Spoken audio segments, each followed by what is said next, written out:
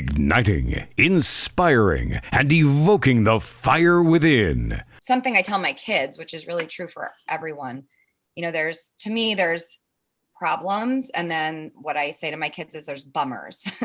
So being a mom is really hard and it's okay. It doesn't make you a failure because you need a little help. It'll make you a better mom. Anything that reduces your own stress and inner turmoil is going to make you a better mom. So take care of yourself and ask for help when you need it. You're listening to the What's Your Inspiration podcast with Fox Buyer. Hello and welcome to episode 60 of the What's Your Inspiration podcast. Today, a friend of a friend on that was recommended a few episodes ago by Jim Mulvey. She is Bridget Cutler, the founder and director of Moms Helping Moms Foundation. Bridget, how are you today? I'm great, Fox. How are you? Better than I deserve is my standard answer. We have the weather breaking here in New Jersey, and I'm better than usual and better than I deserve. Right. So Bridget and I got connected by a few episodes ago, and we interviewed Jim Mulvey. And Bridget, you come highly recommended by my good friend Jim, and I'm very excited to get into Moms Helping Moms in this podcast. Why don't you speak to that a little bit? I'll give you everyone a little bit of a background on it. Moms Helping Moms, established in 2011, was a simple idea by a group of new mothers who had the common idea that no baby should ever go without basic needs, and it's based in Warren, New Jersey. Is that correct? Correct. Yep, that's all accurate. Okay. So just speak to that a little bit and what it's all about.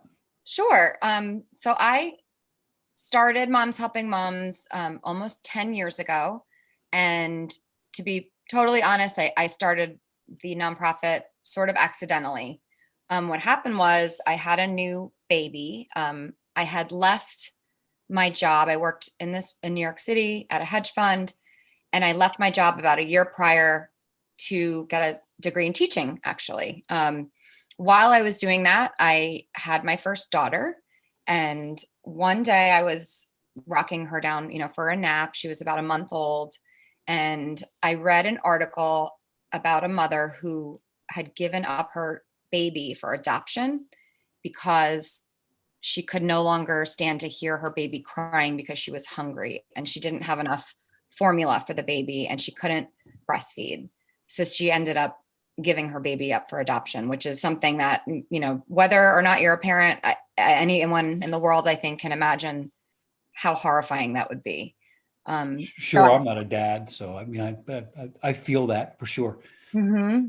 So, I'm sitting here in my apartment with my little baby, and I'm kind of looking around at all of the stuff that we have and thinking about how expensive it all is and how many things you need to take care of like these tiny little human beings. And at the same time, I'm the youngest of 5. So I had tons of hand-me-downs, every baby gear you could imagine. I had like 2 of everything. On my husband's side, it was the first grandchild. So we were getting showered with gifts. I mean, there were gifts coming daily from people I had never even heard of, which was amazing. It was amazing to be in that situation, but it got me thinking about the moms who can't do that. And also about, does one baby really need all this stuff? maybe not. And I had I joined a new moms group. So I had a lot of friends that had also just had babies and were in the same boat, and we'd meet up and everyone was kind of swapping things back and forth.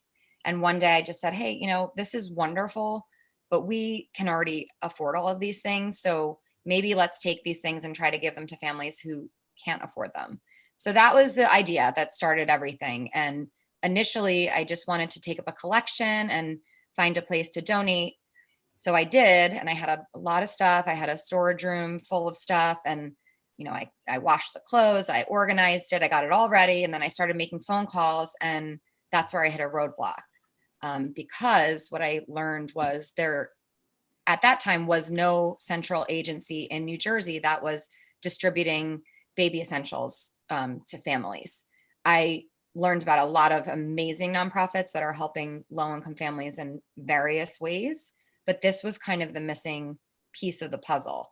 And none of those existing organizations had the staff capacity or even the storage space to be able to take these items, keep them organized, distribute them to families. They just, working in the nonprofit world, you learn pretty quickly that everyone's always has way too much to do and not enough time to do it. Right. So I had all of these things that had been given to me, and I said, well, I guess I'll just start giving them out myself, because what else was I going to do? So I started actually out of my garage, and I just set the items up and I posted some flyers. I lived in Hoboken at the time, which is pretty economically diverse. So I knew there were some,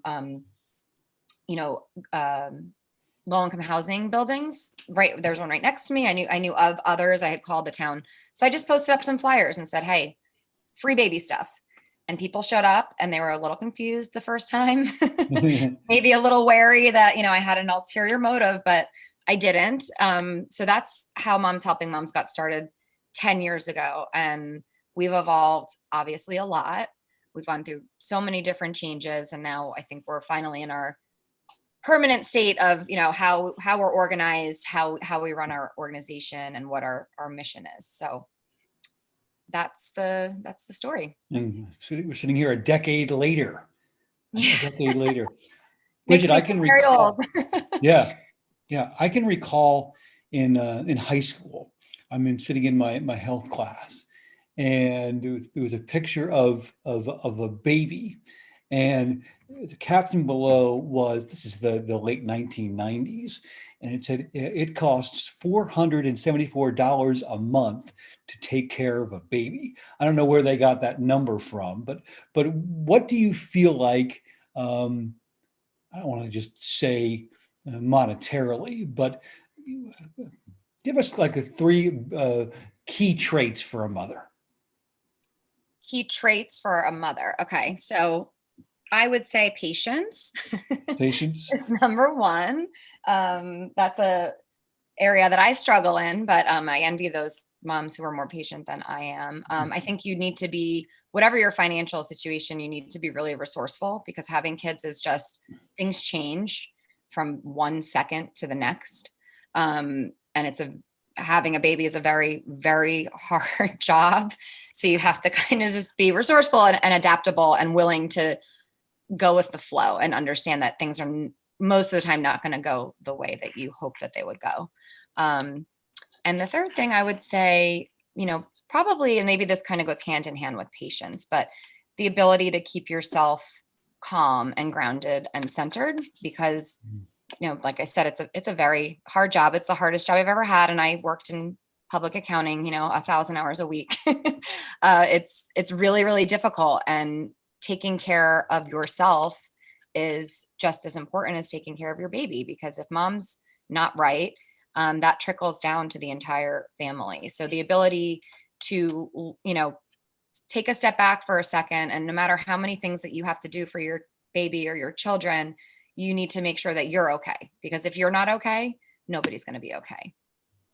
That's a great point. As a teacher, those traits are key as well. So we have temperance, resourcefulness, are definite keys to being a good mom. When I say the word mom, what comes to mind for you? For me, I always wanted kids. It wasn't something that I was, so anxious to do, but I knew someday I would have children. It is, like you hear everybody say, it's the greatest thing in the world. You have kids, and your entire life changes, all your priorities change, everything kind of becomes about your children. And I think most moms, I know for myself, it makes you want to be a better person. I curse a lot. My mom has a truck driver mouth, and which you wouldn't know if you met her, because she's like a sweet, older lady. But when I had kids, I'm like, oh, okay, maybe I shouldn't be the mom that's always dropping F-bombs, on the playground. It kind of makes you take stock in your own life and think about what you want to pass on to your children and what example you want to set for them. So it's, being a mom is, I would say, amazing and wonderful, and it's a gift. And I feel blessed that I was able to be a mom and have 2 kids. it's also about being a role model, and being able to give up most of yourself while your children are small, to be able to put them first and make sure they're taken care of. So doing that while, what I already kind of mentioned, also taking care of yourself, it's tough. So moms have to be, we need to wear a lot of hats kind of at all times, and it can be really hard, but it's very, very, very rewarding. It's I really come from wonderful. a family of four, and so and to this day, my parents are fully engaged. And as I've gotten older, I've come to appreciate it even more and more and more. So kudos to all you moms out there. Mhm. Kudos Yeah, to your life stops being your life, and your life kind of becomes just all about the kids, for a while. As they get older, there you get more of a balance, but it's certainly a sacrifice, but it's worth it. Have you seen, there's a video on YouTube. It's a job interview, and the people interviewing for it have no idea what it's about. And the interviewer talks about, well, it's unlimited hours. There's no pay. You're constantly on your feet, and there's no vacation. And the ones being interviewed are like, this is terrible. This is abuse. What's the Mhm. name of the job? It's a mom. Yep. And So not to mention that you may and will be woken up at all hours of the night, and you have to be survive on 0 to 4 hours of sleep for months on end. oh, It's tough. It's everything you've heard about it is true, but again, at the end of the day, it's it's what I'm most proud of. It's what I care the most about, and being able to help, knowing how much it means to me and how hard it is, and being able to help other mothers that are struggling because, these, in my mind, kind of small things that, these small fixable things. I would imagine that not being able to provide those basic things for your children, I mean, that's something that's every day you're hit with that. And probably feel a little bit like a failure if you can't provide what you need to provide for your kids. So, that's a lot of the reason why I do what I do, because I know that being a mom is so hard, but also so wonderful. And I'm honored to be able to help other moms so that they can be, their best selves for their kids. outstanding, outstanding. That's a great start here to the interview. Now, Bridget, we're going to get into a game called What, Which, and Where. And I'm going to quote somebody that's near and dear to you, or quote a Oh, book that's near, no. near and dear to you. A spur of the moment kind of thing, and you're going to tell us from where it came. Are you ready? I guess. I mean, you're a mom. You're ready for anything. Sure, sure, sure.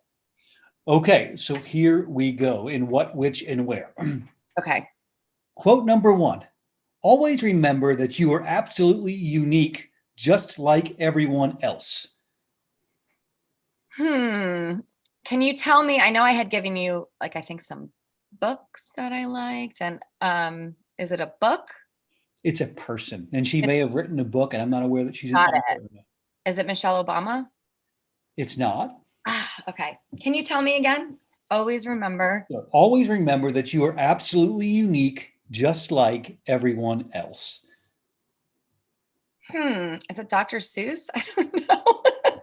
It's not. It's not. That's another good guess. Somewhere between Dr. Seuss and Michelle Obama. Yes, I'm not sure, Fox. I'm sorry. it's Margaret Mead. Oh, right. Yes. Yes. And I should have gotten that. You're right. Just trying to tee that up, and as you wrote in the pre-interview questions, it could always be worse. What are some ways that you typically show gratitude for your situation during the day? So, that's a quote for anytime ever, right? Somebody always has it worse than you, but it's especially true these days, right? So, For sure. I really just try not to let myself get bogged down with my own problems. And I think as I've gotten older and had kids and, tried to be a better person, I have definitely gotten better at putting things into perspective. So when I catch myself kind of going down a mental path of, feeling sorry for myself or being, really mad about something or frustrated by something, I'm pretty good at catching myself and stopping and saying, okay, this isn't the end of the world. You're going to be okay. And something I tell my kids, which is really true for everyone, there's problems. And then what I say to my kids is there's bummers. So, a problem is my car broke down and I don't have money to fix it. Right. Or, for my world, I don't know where I'm going to get diapers from to put on my baby. A bummer is, for my kids, it's like, their favorite show isn't having season 2 or Right. But for my own life, that's how I try to look at things. Like, is this something I really need to sit down and think about and figure out and kind of should be upset about, and I can allow myself to be upset about it? Or is it something that I can just fix and make it go away and then it's no longer a problem? Or is it something that just kind of, again, a bummer, like something that's like, oh, shucks, that happened and I didn't like it, but it's not the end of the world and I'm going to move on. And I will say, I think I was not always this way where I was able to kind of catch myself in these moments and get myself back down to earth. But I do, I've been meditating for 8 or 9 years, and I do a lot of, I journal, I do all those things. If you Google kind of self-care, I think I do everything on that list. But I'll say, I actually have had pretty intense anxiety my whole life. And I've tried many, many things. I've tried, I try running, I do yoga, I've tried medication briefly and nothing, seemed to be having a positive effect on me. The only thing that I've had in my life that has really helped me is meditation. So if anyone's listening, it's really simple. It's not this thing where you'll read books where it says, oh, you have to sit straight up and you have to have your feet on the ground and you have to do it none of that's true. It's really just about the more you do it, the more you're able to kind of catch yourself and say, all right, I need to come back down to earth. And the more you do it, the easier it is. And also sometimes, I'm like, I have 2 minutes. I'm just going to close my eyes and breathe. And you would be amazed at how helpful that is. Especially in these days with staring at a screen all of the time, being intentional with your thoughts is precious. Yeah. For sure. I like that. Problems and bummers. I'm thinking about like a problem period. You have bummers on the bottom, and then as you go up, the problems become problems. And you have to realize which ones are which. I like that. Problems and bummers. I have to write that one down. My son he's a great kid, but sometimes we joke that he's like a grumpy old man. He just for whatever reason will, kind of say negative things. And so I have to be like, Declan, is this a bummer? It seems like a bummer. Like, you know what? Yeah, it's a bummer. And it helps. It does. Yeah. And oftentimes you look back on what you thought were problems days ago or years ago, and then they really were not. Yeah. It doesn't mean you can't be upset or mad or frustrated or sad about it. It just means you can't dwell on it. Good stuff. Okay. Here's the second one, in what, which, and where. It's a great discussion off of that question. And I can make up for getting the first question wrong. You got it. You've got this. I think you'll get it. It goes like this. For me, becoming isn't about arriving somewhere or achieving a certain aim. That is Michelle Obama. In her book, Becoming, right? Mm-hmm. Obviously, you've read that book. I have. She's an amazing woman. She's just so inspirational. She just was somebody that she worked hard her entire life. I mean, when she was a young child, she just had this insane drive. She's just very impressive. I don't think there are many people in the world maybe there are. I know that there are many, many millions of people that would agree with me. So I probably don't have to go on about how awesome Michelle Obama is, but no, I've read her book. I've read her autobiography, which is impressive. So I'm familiar with her background, growing up on the south side of Chicago, mm-hmm. and is just very, very ambitious from step one. Yeah, it's pretty astounding. The other thing I really admire about her is her ability to, when Barack Obama and Michelle, when they were on the White House, there's a lot of bad stuff going on that affected her children and her husband, and just things that are generally like were so offensive to them as human beings. And she has always handled herself with such, grace and confidence, and just seems like, the stuff does bother her. She writes about it in her book, but you wouldn't know, she doesn't let the haters get to her, which is not an easy thing to do. I could never, I've been asked if I would ever run for like a local office or something. And every single time, like, nope, no way. No, I would never, ever do that, because I could never handle all that negativity. And she does. And she's amazing. It seems from what you just said, she became very good at responding to situations by using journaling instead of just reacting to it. I mean, of course, she had her feelings and her opinions, but I think there's a time period between receiving the information and then giving you a response, and she's become an artist at that. Yes. An artist at that. You hit the nail right on the head. And a great example. I do not have that gift, so I think you're shortchanging yourself. Yeah, you don't want to, say something mean about my kids or my mom, or you don't want to go there with me. I would not react the way that she does. Yeah. I have a friend that would always say something like this to that. I have no right not to react to that. It's kind of that's a good kind of the way we looked at it. As we wrap up here, talk about the influence your mom has had on your life.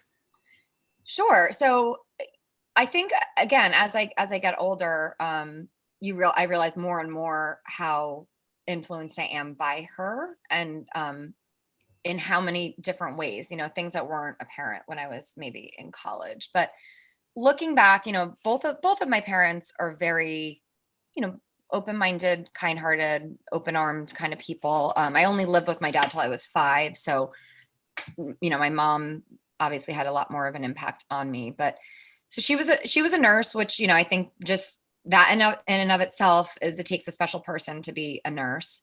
But on top of that, she, I'm very open-minded and accepting, and, truly don't understand, I don't understand true racist people. I don't understand people that think, your sexual orientation is a choice that you make. There's a lot of things I don't understand, because I didn't grow up in a house that questioned anything. My mom was just so accepting of everyone. I rarely heard her say a bad word about anybody. She was also so inclusive. So, random different holidays. Well, for one thing, again, something I didn't realize when I was little, but as an adult is very impressive. My parents were divorced. And my father was with somebody who had been previously kind of a close family relation. And my mom would still, every Thanksgiving, every Christmas, every Easter, my father would be there. She would be there. She welcomed them and whomever, he brought along with him, because she wanted us to be together as a family. And not only that, but we always had what I would call, strays. We would always have an extra guest or two, because, there was a doctor visiting from Africa for a year, and he didn't have family. So he came for Thanksgiving. One year we had a family that didn't speak any English. They spoke no English, but they were, I think, lived next to an apartment that my stepfather owned. And somehow my mom caught wind that they had nowhere to go. So guess what? They were at our house for Thanksgiving, even though, it was just a lot of smiling and waving and pointing at things. So, she just was somebody who, one of my sister's friends lived with us for a while, because she was just going through a tough time. So she just was somebody who always, it wasn't very obvious, but she was very accepting and very, always wanted to help people. If somebody needed help and she found out about it and she could do something to help them, she would. And that's not a small thing, because not everybody's wired that way. So on top of that, my mom, worked full time and had 5 kids, which I always ask her now, I'm like, what what did you do when you How? were little?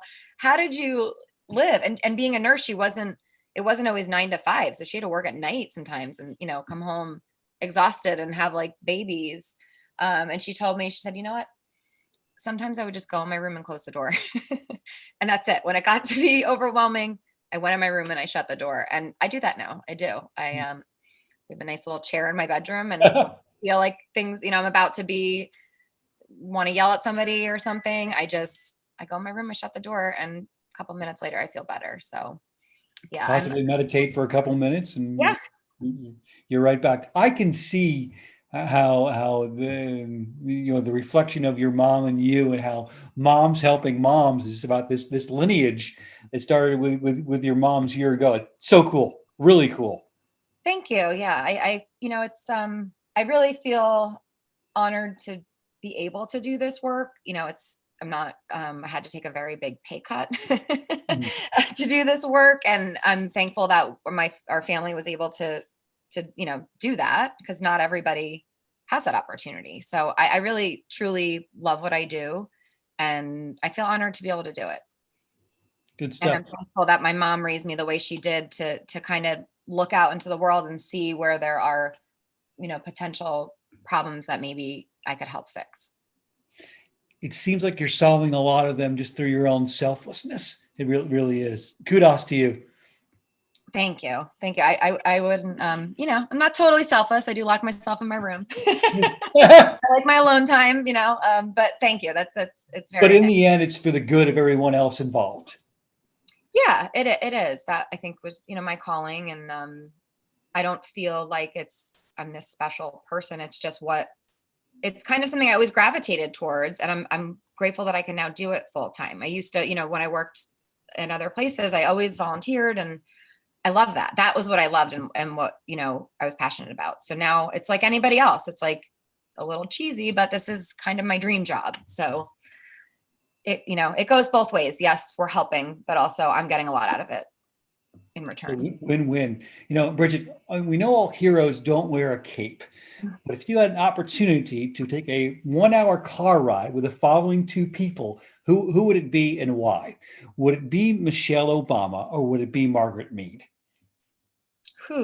That's a tough one. I probably have to go Michelle Obama. I don't know, because I respect them both so much, more than words can express. But I think I know a little bit more about Michelle Obama. I know that she'd be a fun person to hang out with. So I might tilt a little in that direction for that reason. Got you. And what would be the first question you would ask her? How she dealt with all of that and how she continues to deal with it. It's, I don't know. How do you keep your cool when people are kind of out to get you? And how do you ignore that and move on and be productive? I kind of want to see you fail, but she didn't, and she won't. So yeah, good stuff. Can you share some advice for moms who feel like they've hit rock bottom?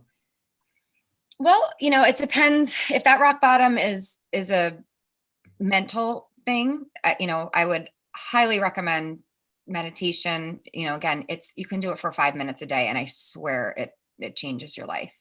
For moms that are struggling maybe in other ways, or actually for moms, those same moms, or moms that are struggling with other things as well, such as getting diapers, I would say reach out to your friends and your family. Obviously there's places like Moms Helping Moms where they can come for help, but also I never asked for help when my second was born, and my kids were really close together.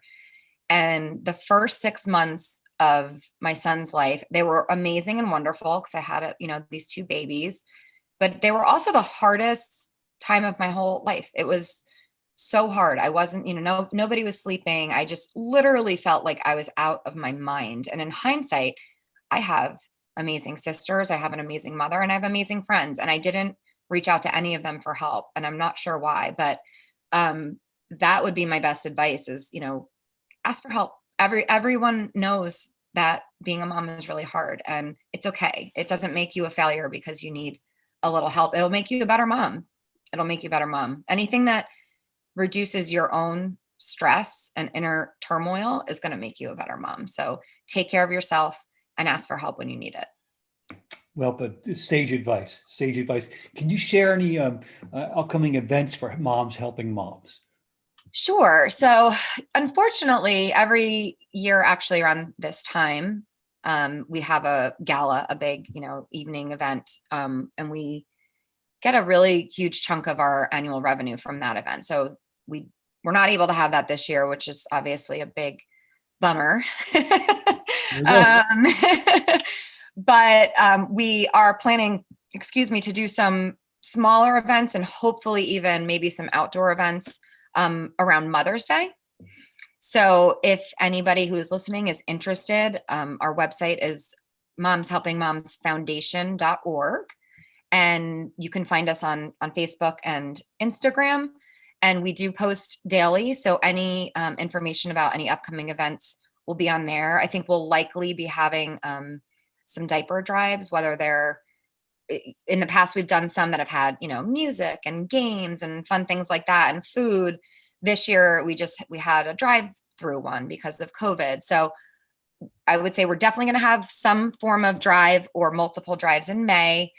We're just not sure what they're going to look like yet. But yeah, the best way to stay tuned into what we're doing is probably Facebook and Instagram and our website. Perfect. And I'll post those in the show notes so everybody can access them easily. So great. Bridget, this has been great. Thank you for your time, your space, and your perspective on being a mom. Thank you, Fox. I really appreciate you talking to me today. It's nice to meet you. It's been my pleasure. This will wrap up episode 60 of the What's Your Inspiration podcast. Bridget and I will talk at you all later. Take good care. You have been listening to the What's Your Inspiration podcast with Fox Beyer, because impact on each other is the greatest currency you could ever have.